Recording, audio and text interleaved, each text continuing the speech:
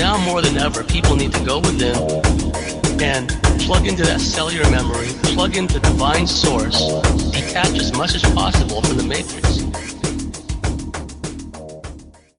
Hello again, everybody. This is James Bartley, and you're listening to the Cosmic Switchboard Show. Today, our very special guest is Belinda Noakes. Belinda is the Courage Mentor. She helps people find the courage to finish with karmic imprints and patterns using tools based on universal lore, the natural lore governing the universe. She works with people who are here to help heal the heart of our planet, creatives, healing practitioners, and new paradigm entrepreneurs. Her website is belindanoakes.com. Belinda and then Noakes, Noakes.com, all one word. So without any further ado, Belinda Noakes, how are you? I'm really well, James. Thanks for having me on the show. The pleasure is all ours, Belinda. For the benefit of our listeners, could you tell us a bit about yourself and how you got into this work? And, the stages that led you to this point where you decided, this is what I want to do. I guess in contrast to some of the people that I've heard on your show before, I haven't been doing this work for 20 years. I had a whole, what feels like somebody else's life now, a corporate career working for a software multinational and living internationally and living a pretty big and fast-paced life. And then, as many people do, I got very, very tired. So tired that I needed to take some years out to really rebuild my body, my being, and my life from the ground up. And I was really fortunate to be able to do that. So this work has come out of my own healing journey. Yeah. I got pretty interested in why I was constantly looking for new modalities and tools, because what I experienced is something that I hear fairly often from people, that they'll have a breakthrough with a healing practitioner and the effects of it will last for a while, but then it gradually kind of recedes. And so I was, for myself, always looking for new tools and techniques and approaches that felt like they would go deeper. The tools that I use with people now and the approaches that I use with people, the tools that I found in my own journey that have worked best for me so far, I always stay open to new things, new tools, new approaches. I came to believe that the layer at which karmic imprints and patterns exist, it is a layer that feels, words are imperfect, right? But it feels deeper even than the energetic layers. And so what I've found for myself through my own inner work and the work that I've done with clients in the last few years, that using tools that seem able to intervene at that layer a bit more naturally seems to produce faster and more long-lasting results for people. And, I'm not claiming kind of one session miracles always for all people, right? Although it has happened. I've found some things that worked for me and that seem to work well for other people, certainly for some other people who they resonate for. And so, I've had a pretty interesting journey over the last 6-7 years. I mean, we could expand it out to 10, but since I left my corporate job is about 7 years ago now, and I went right through some major chunks of new age healing and I've kind of popped out the other side. How did you stumble upon this? Was it something that you brought with you? It was part skill set you brought with you, perhaps from a previous incarnation or incarnations, maybe combined with things you picked up along the way in the corporate world? And how did you apply it to yourself? What parts of your life did you see that you felt that needed some work, and how did you apply that? That's a great question, James. So what's interesting for me is that, while I have a couple of explicitly therapeutic techniques that I use, which we can talk about in a minute, the piece that I bring and that I'm constantly, refining and developing is an ability to see patterns. It's my mind is like a pattern recognition engine to some extent. So it's kind of fascinating that I worked in the IT industry and in software for years, and was immersed in the world of artificial intelligence. And I now understand that that's partly because aspects of my inner intelligence are actually geared that way. I have this weird kind of X-ray vision that allows me to talk to somebody for a relatively short period of time, say 5 minutes or so, and it's like I can see the surface level symptoms that are showing up in their life, and I can see or get a sense of the deeper underlying patterns or blueprints that those surface symptoms are anchored to or rooted to. I can't even really explain how it happens, James, because it's not a skill that I have consciously and deliberately cultivated. It's something that some time ago I just noticed was happening when I did sessions with people.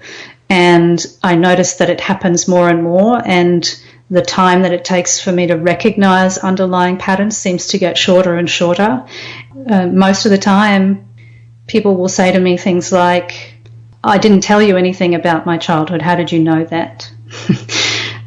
It's just information that comes to me.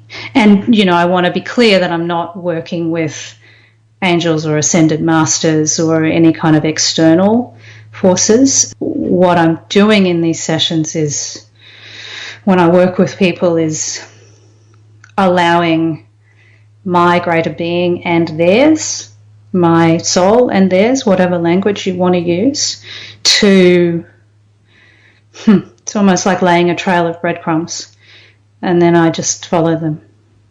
Well, I like the way you describe your title, if you will, that you're a courage mentor, because it implies that you allow these people to peel back the layers that you've intuited are there, get to the underlying problem, and then you kind of actualize their own internal navigator, so they can take hold of the reins, they can take hold of the steering wheel, and begin in this courage mentorship you were describing to be able to take control of their own life. Understanding that I've come to through doing my own work and working with clients is that we know, right, that it's time to it's useful to take responsibility for the fact that we co-create our experiences. But when you actually really start to tune into what that means in the context of clearing or healing things that are standing in your way, my view is that pretty much the most empowering step that we can take is to increase the level of responsibility that we take to a pretty radical level. So really deeply acknowledging that, not at the level of the human drama, of course, but at the level of our greater beings, of our souls, we really do co-create all of our experiences. We co-created all of this.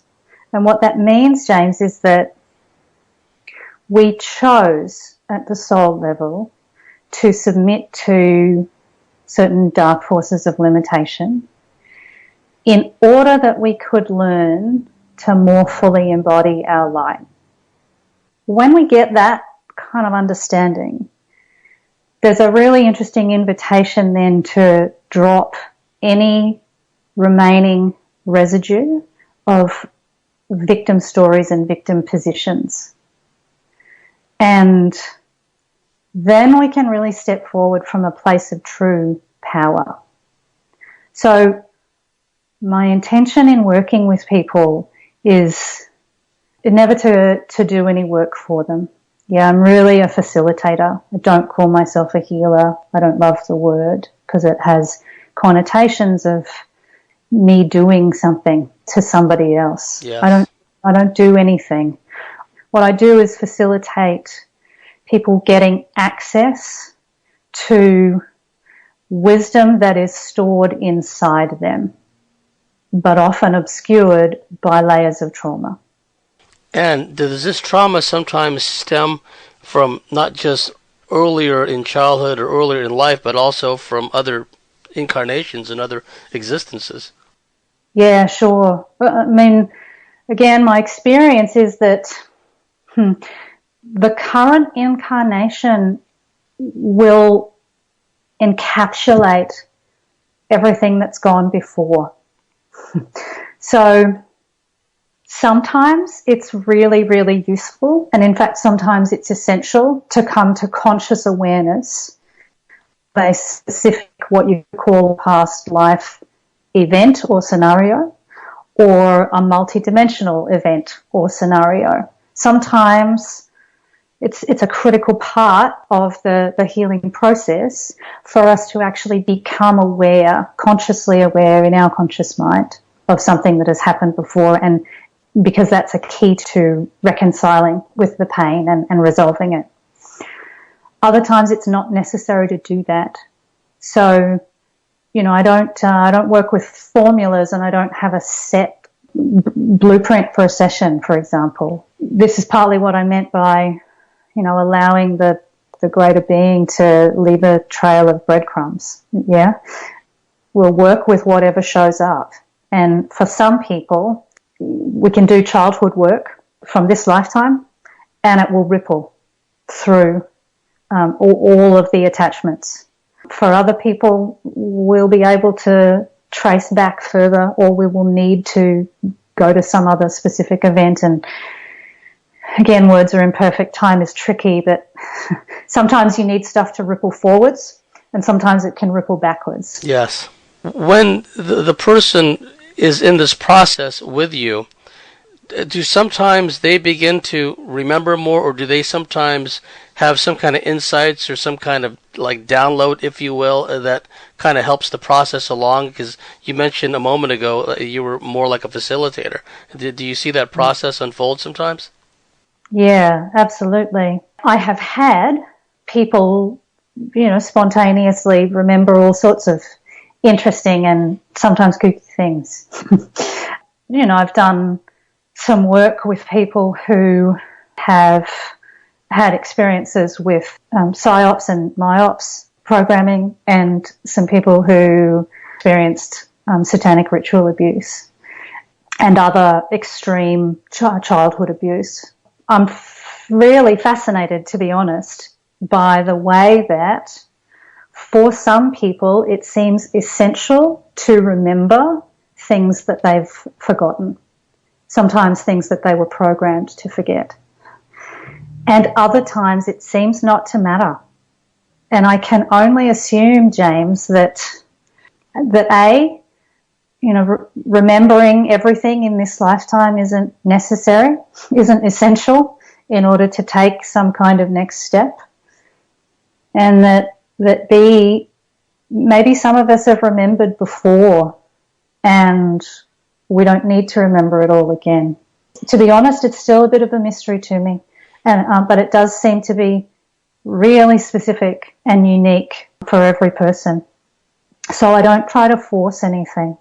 But yes, sometimes people will spontaneously get quite a big opening to a body of memories that they had not accessed before, or to an aspect of themselves that they had not been in connection with before. As far as an aspect of themselves that they may not have been consciously aware of, could sometimes that take the form of maybe either in this life, because of blocked trauma, memories, they're remembering things that they did that they're loath to admit even to themselves they did, or maybe even in a past life sense where things open up for them and they realize, golly, maybe I was kind of an unpleasant person in a past life and it's kind of come back to haunt me. I've seen it all, James. I've had people remember lifetimes and lifetimes of victimization, and sometimes in the same session to see an event that in terms of linear time predates all of those, that was kind of the trigger for that pattern laying down. And it's pretty common for me to work with somebody for a little while, and there's lifetimes and lifetimes and lifetimes of persecution, and then at some point we arrive at an awareness of a kind of a critical inflection point, or almost a decision point, where the pendulum swung. Somebody in a particular incarnation did something, in inverted commas, bad, and then the soul chose to turn the tables, to reverse the flow, and to experience the opposite. So, for example, I've had people remember being part of the crew of magicians who blew up Atlantis. And, remembering, really, really reconnecting with what it was like to participate in the near destruction of the human race. And then afterwards, to have recollections of multiple instances, and to have experiences in this lifetime of really getting to feel what it's like to have your humanity almost destroyed. As far as one's empathy, as far as one's conscience is concerned, conscience, yes.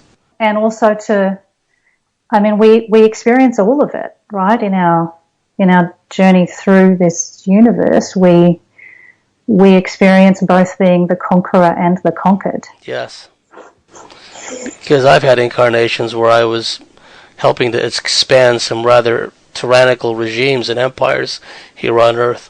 So that is something that I've had to wrestle with, this inner shadow that I know that I could have to become an ally with and not let it become an adversary. Yeah, and we get to be both the bully and the victim, right? Yes. At some point we get to play both parts. And it really starts to loosen the hold of the victim story once you can get in touch with the inner bully. Yeah. It's really, the victim stuff starts to get more difficult to hold on to and hold so tightly and kind of roll around in once you start to get in touch with the flip side of it. Yes, because the emotion and the emotional addiction of being a victim, there's an emotional, energetic component to that. There's like a brainwave pattern to that, which these Archontic forces strive to promote and strive to embed within the people. So once the switch has been turned and say, the shoe was on the other foot, I was the one holding the whip hand at one time, then it provides some kind of perspective. Well, yeah, and what I see regularly, James, is how the forces of limitation, and it seems to be at all levels, both the multidimensional kind of, non-incarnate beings, and also the physical, tangible, like the military-industrial complex and the MIOPS operations. They construct programming for us that is perfectly tweaked to our particular smorgasbord of wounding and trauma. And what they do, James, is that their agenda is about control, right? And they like to feed off pain and suffering, so they kind of create drama. But what they do is they teach us to do their job for them. Yes. So we get into this position where, without even realizing it, we're the ones who are recreating our own prison every day and in every moment. And we don't realize that the prison has, we've gotten to the point where the prison is actually largely self-created, not just co-created, largely self-created, because the space within which we operate has just gradually gotten sort of smaller and smaller around us, until eventually we're kind of standing in this tiny little paddock with an electric fence around it. and we no longer even challenge the boundaries of our own prison. Have you seen instances when someone in a past life incarnation, they may have interacted with someone, and it could be an extreme example of someone who was a high priest or someone who was a sibling who was really narcissistic and abusive or whatever the case may be. And then in this life, those characters incarnate back. Sometimes we make the mistake of assuming that just because someone's in our particular soul group, they're necessarily there to help us to change and to grow. When actually they're there with a cattle prod in some instances, right? Have you seen instances where people realize that, oh, I remember where this person comes from, and they, land and they wind up being my sibling or my uncle or something, and then they have to learn to detach because we've been taught in our society, no, you have to hang on to family, to kingdom come. It doesn't matter what's going on, you have to stick with your family. Well, yeah, and there's a whole set of new agey myths around acceptance and forgiveness, yes, right? That says that if you're really highly evolved, then you will be able to forgive and accept anyone and anything, and come to a state of kind of peace with that. Continue to have them in your field, right? And if you get bothered by them, then that's your stuff, yeah. Sometimes the lesson that we're meant to learn from these interactions is about reclaiming the power away. And, I'm not talking about judgment and condemnation, right? Sometimes the opportunity for growth, for soul expansion that people offer us in a particular lifetime or a particular scenario is precisely the opportunity to learn to take care of ourselves better. Yes. To get healthier and clearer about self-care and boundaries and what that actually means in a really practical, tangible sense when you're navigating, family relationships, for example. What I've seen sometimes, Belinda, in our field is there are some gals out there, and I'm not picking on men here, I'm just using it as an example. There are some gals that are very switched on. They are natural empaths. They're very good at nurturing and upholding and uplifting others. But because of whatever past imprints that has been foisted upon them, this kind of codependency sub-program kicks in, and then they wind up getting stuck with these really narcissistic, controlling, abusive men. And I say, man, she's a wonderful gal. She's so uplifting and nurturing in all these other areas of her own life, but she's got this guy as an anchor kind of pulling her down. And that's very common in our field. Absolutely. Well, and I mean, there's all these different dimensions to wounding, right? Yes. I mean, there's stuff that we carry as individuals from this lifetime, right? And given the prevalence of particularly sexual abuse of children on this planet at this time, there are a lot of people, both women and men, and certainly a lot of women, carrying a lot of scar tissue around childhood sexual abuse. If it's unresolved and not completely healed, creates all kinds of behavioural distortion. Then there's stuff that we get, that's ancestral. We get it in our DNA, literally, yes. By virtue of the birth family that we chose to come into. And then there's collective stuff. And even my experience myself and with a lot of the women that I work with is that there's a pain around the experience of being female on this planet for the last X thousand years that mirrors the pain that the earth, who is a female feminine being, that the pain that she herself carries.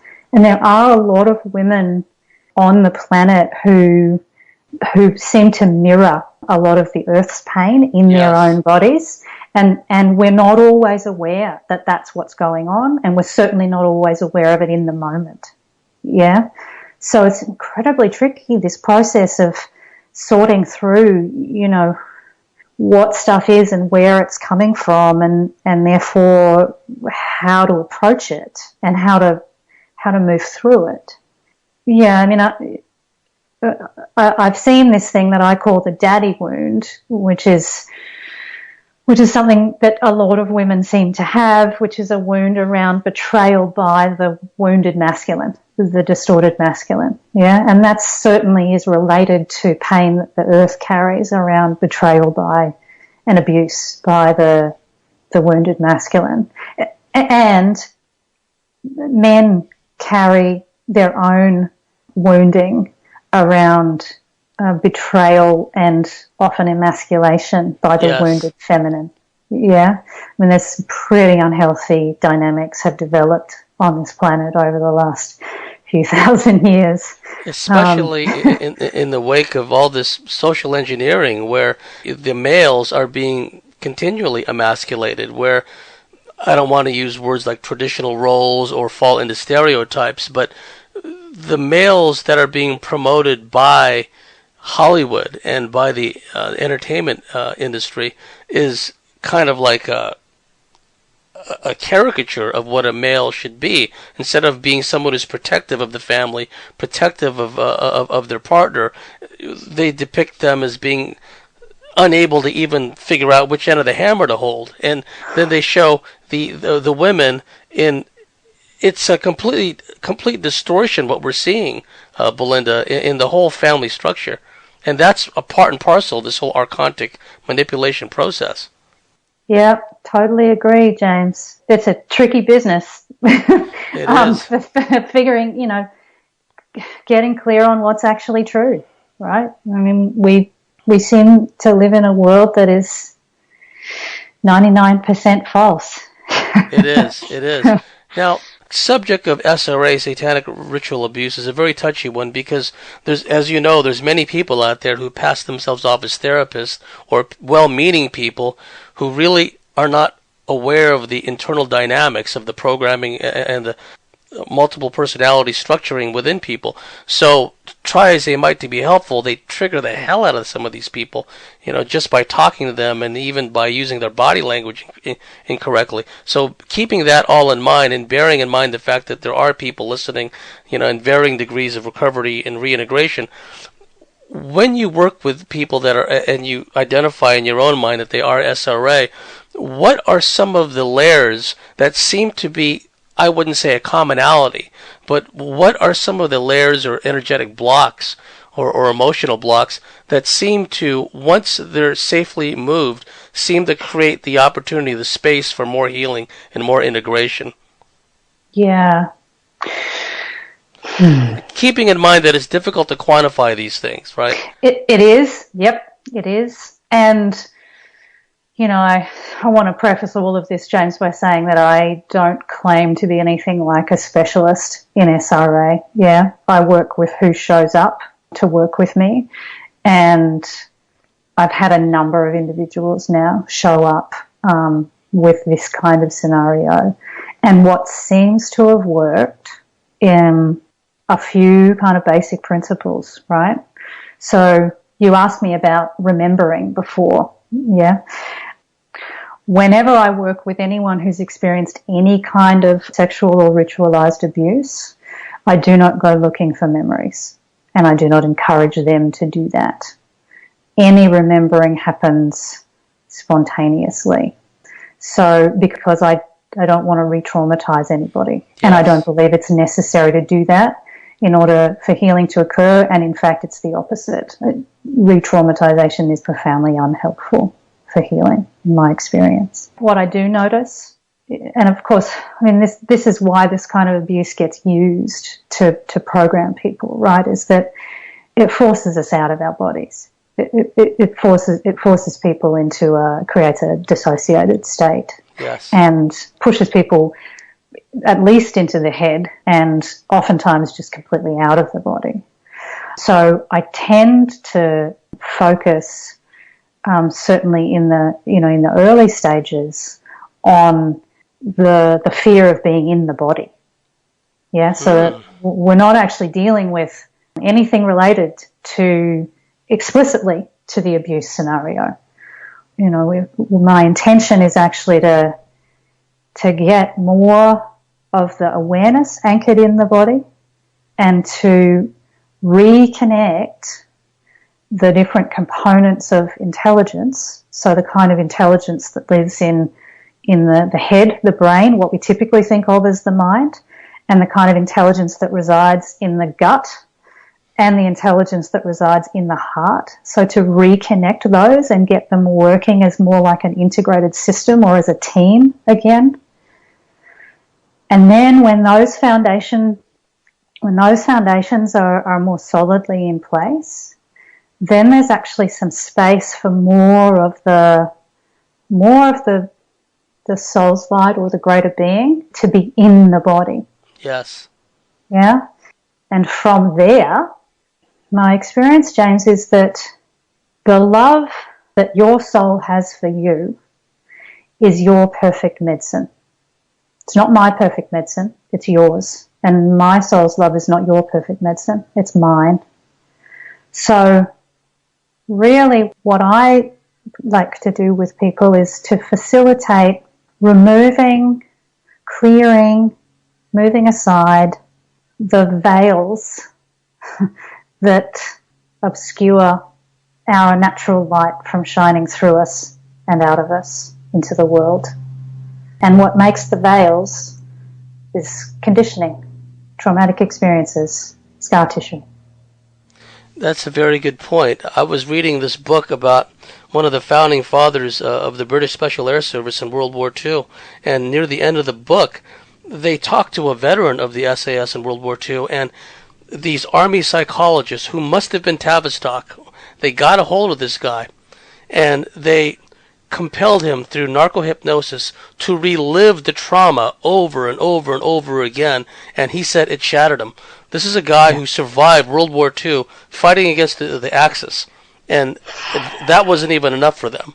They got a hold of him and they re-traumatized him again and again. And another point about the embodiment, that's a wonderful point, Belinda, because to varying degrees, this system teaches us to be disembodied, teaches us to be too far into our headspace. And so the collective trauma at all different levels, whether it's these incessant, terror alerts on TV and all, and the real trauma people are physically subjected to, psychologically subjected to, we begin to detach more and more as a coping dissociative mechanism.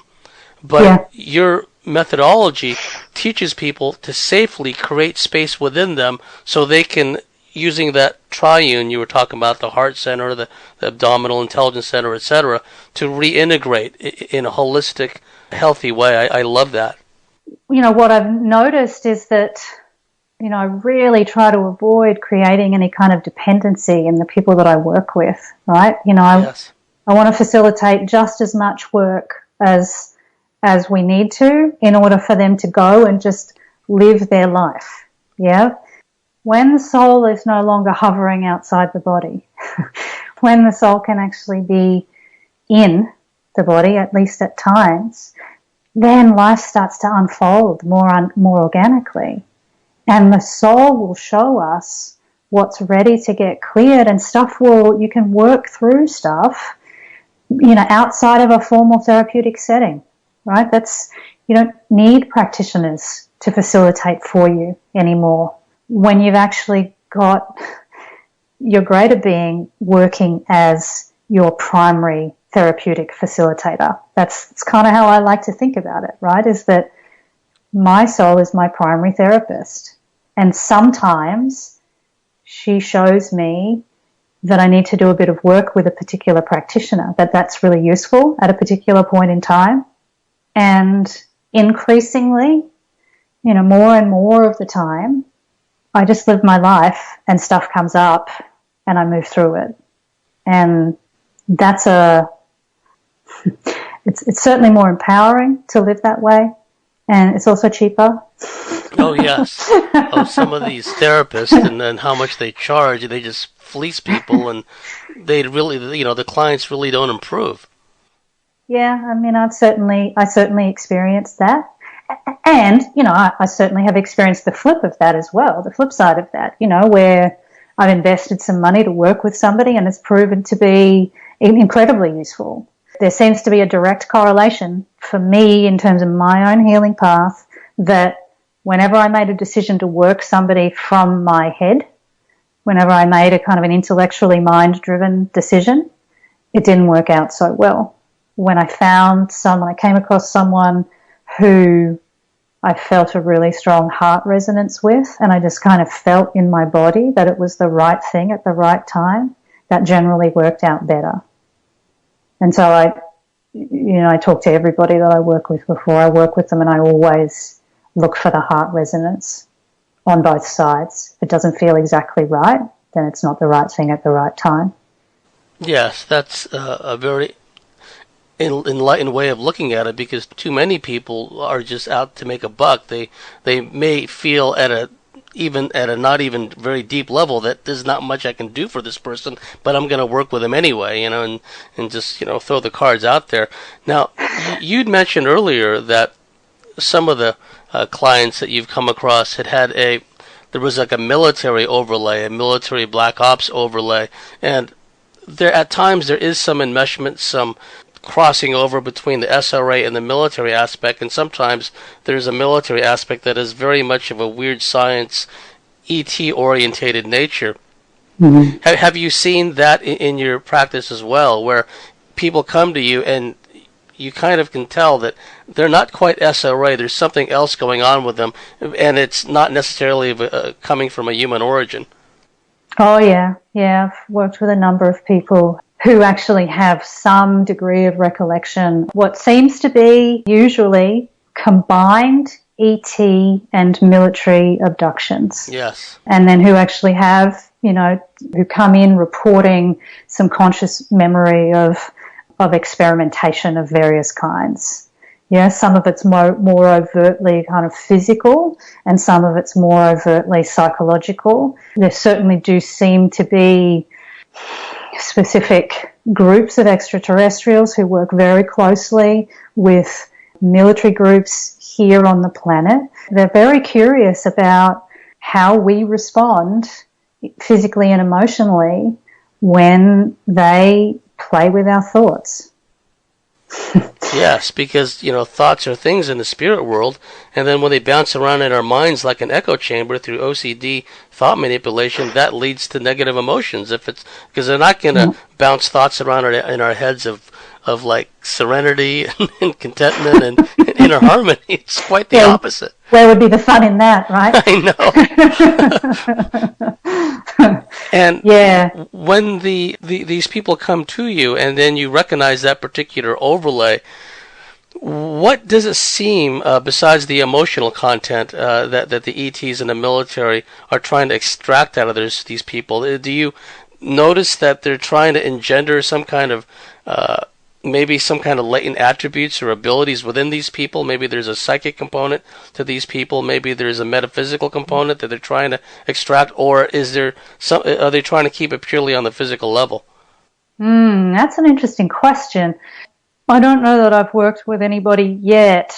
Actually, that's not true. I have had a couple of people who have come to me after they've spent some years of working through, already working through some abduction scenarios and some abuse scenarios, and who have had access to a few pretty interesting psychic abilities, for example, who then report coming to see that those psychic abilities were actually the product of the conditioning.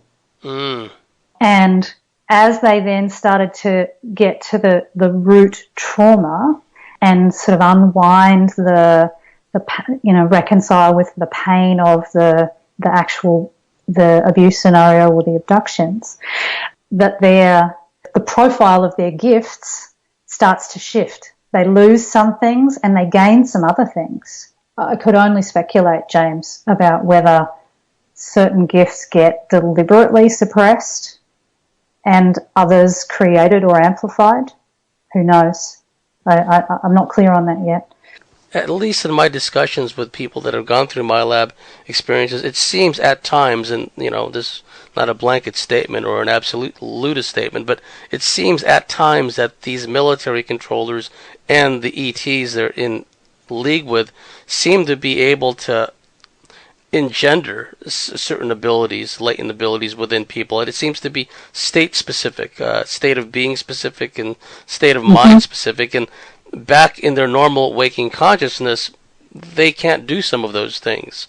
Or if they happen, it's more of a spontaneous kind of thing. They may be gifted, they may be able to give people readings, but not to the extreme they would when these abilities are kind of forcibly extracted from them. Yeah.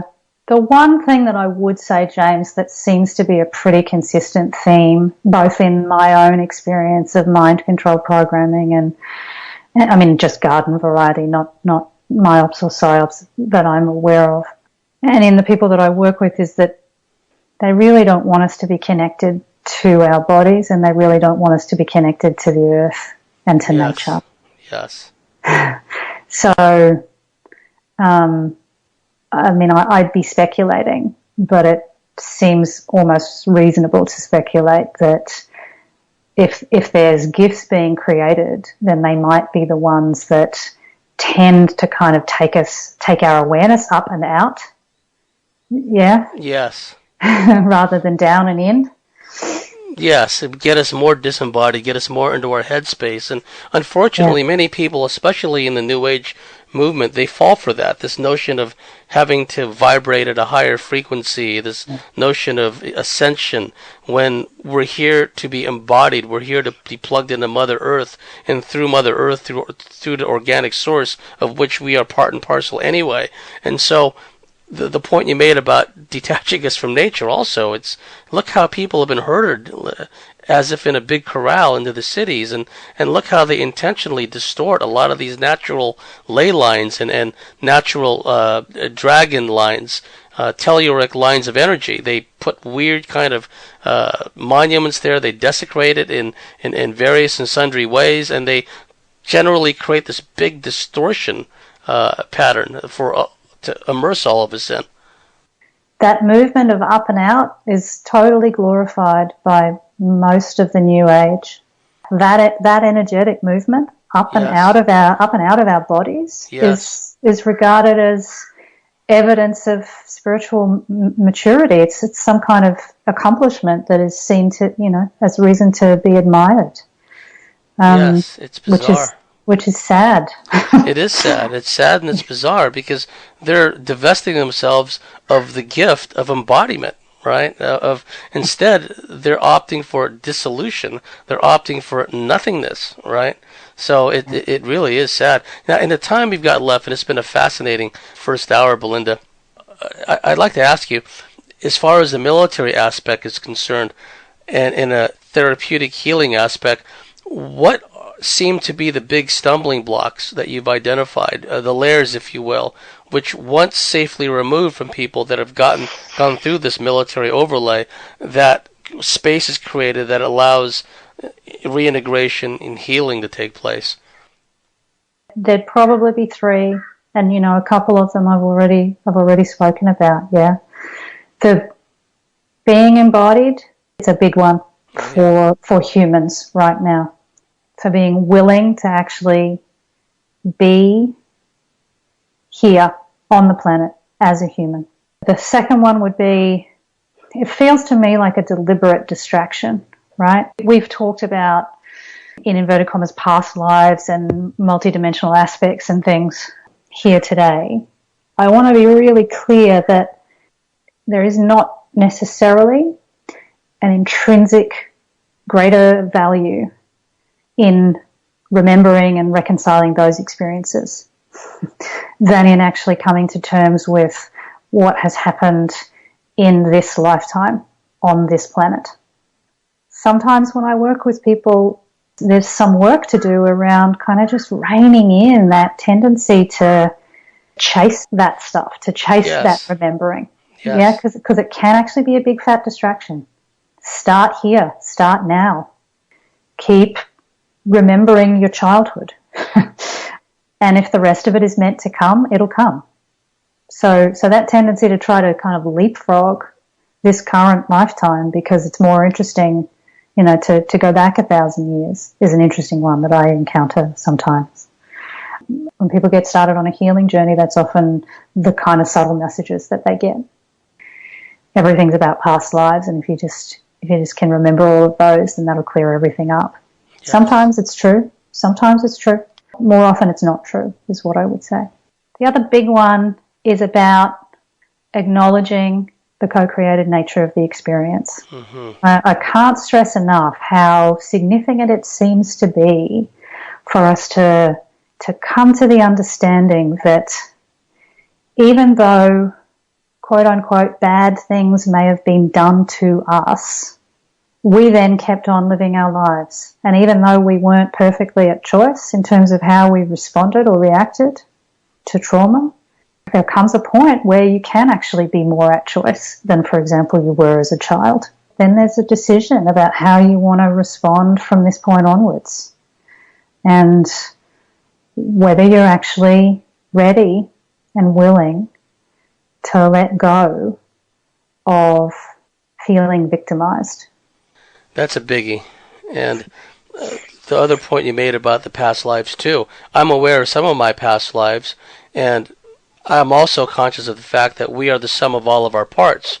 So now that we're here in embodiment and within our morphic resonance field, within our DNA, we've got it all going on. So a lot of people spend a lot of time chasing down past life readers, chasing down all that kind of information, and it can turn into a distraction.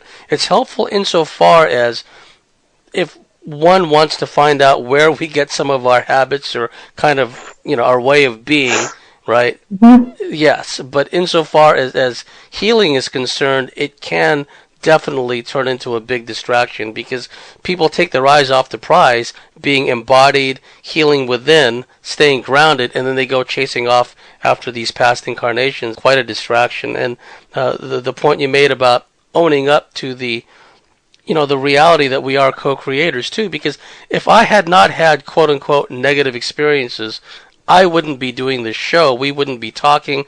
I wouldn't have made the wonderful friends that I've made. And I'm not passing a value judgment on others that don't have our level of awareness, but I would just be like with the rest of the mob, just doing my thing and living day to day. And so I see these quote-unquote negative experiences as I see them as a means to kind of goad me into kind of improving myself, goad me into healing, and goad me into working on myself before I can even presume to want to help and reach out to others. So I'm thankful that I've had these things. And that's, in my experience, James, that's one of the keys to actually being able to move on, to actually being able to finish with the patterns that repeat through our lives, is being able to get to the point where we can, not in a Pollyanna-ish New Age kind of way, but actually sit in genuine gratitude for these beings who we agreed would show up to play certain roles for us and act as our personal trainers.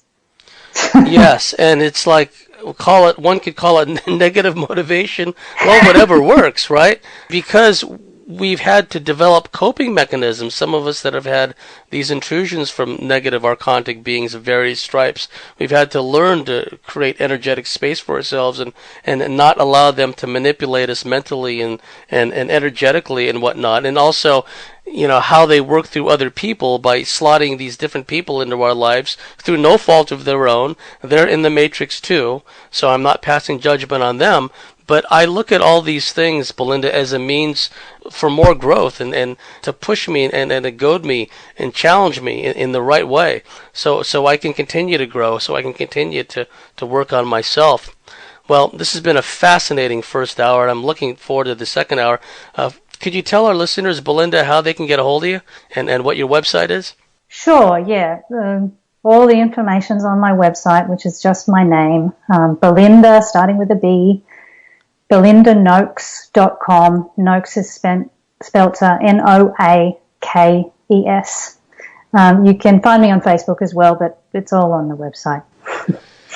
Well, you've been listening to the Cosmic Switchboard Show with our very special guest, Belinda Noakes. If you like what we do, if you believe in what we do, please go to our website, thecosmicswitchboard.com, sign up and become a member, and we'll see you at the top of the next hour.